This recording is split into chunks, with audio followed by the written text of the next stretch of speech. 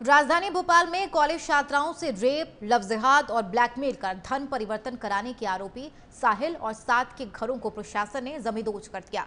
इस कार्रवाई के बाद साहिल की मां ने सवाल उठाए कि अगर साहिल का जुर्म साबित होता है तो वे मान लेती कि उसने गलत किया, लेकिन परिवार को सजा क्यों दी जा रही है। उन्होंने कहा है कि साहिल के छोटे भाई बहन अब कहां जाएंगे और अगर निर्माण अवैध था तो पहले इसे बनाने ही क्यों दिया। भोपाल में लव जिहाद आरोपियों के घर दही है।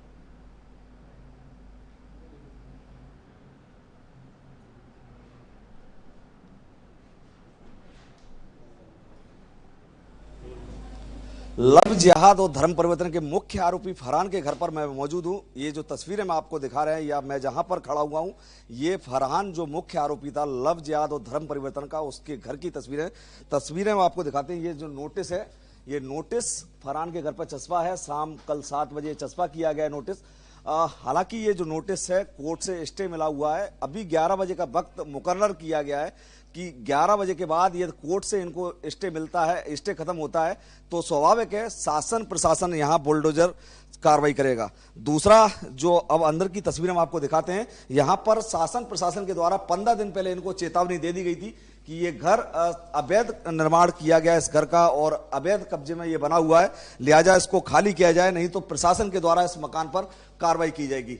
यानी कि ये तय माना जा रहा है कि प्रशासन इस पर कार्रवाई करेगा। उसके बाद ये यहाँ जो इस घर में फरहान के जो माता पिता या जो भी रहते थे वो यहाँ से इसको खाली करके रवाना हो चुके। घर पूरा खाली पड़ा हुआ है। प्रशासन की बस कोर्ट के स्टे हटने का इंतजार है। यदि कोर्ट से स्टे हटता है तो इस पर स्वाभाविक है कार्रवाई तय मानी जा रही है। ये मकान जो बना हुआ है ये पूरी तरह से अवैध निर्माण है, अवैध कब्जे में ये मकान बना था।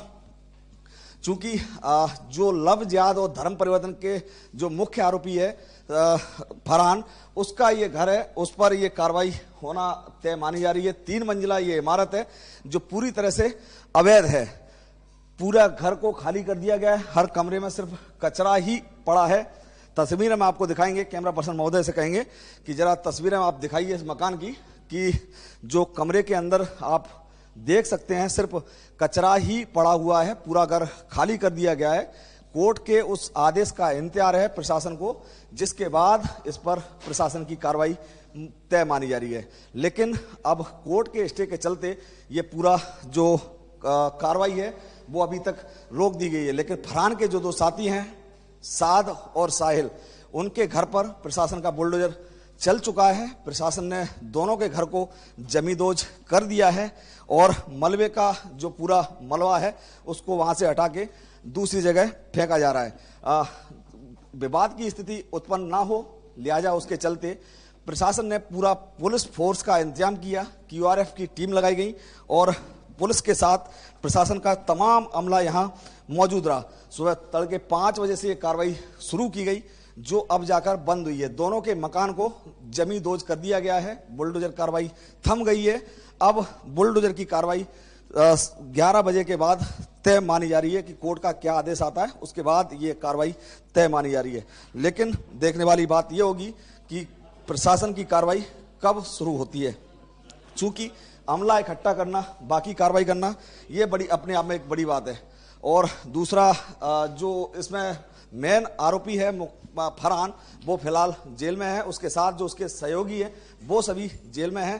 तस्वीरें हमने आपको दिखाई थी, जो नोटिस चस्पा हुआ है जहां पर क्रॉस का निशान प्रशासन के द्वारा लगाया गया था, उसके ऊपर नोटिस चस्पा है। उसके बाद ये यहाँ कार्रवाई रोकी गई थी। ये फरहान वो आरोपी है जो कॉलेज छात्राओं को अपनी दोस्ती के झांसे में गांठता था, फिर उनके साथ दैहिक शोषण बनाता था, दैहिक शोषण करता था, उनका यौन शोषण करता था। फिर जब उनके दैहिक यौन शोषण के बाद उनके अश्लील वीडियो बनाकर उनको धर्म परिवर्तन के लिए ब्लैकमेल करता था। ये तस्वीरें जो अब लास्ट में फिर हम आपको दिखाते हैं, नोटिस की तस्वीरें।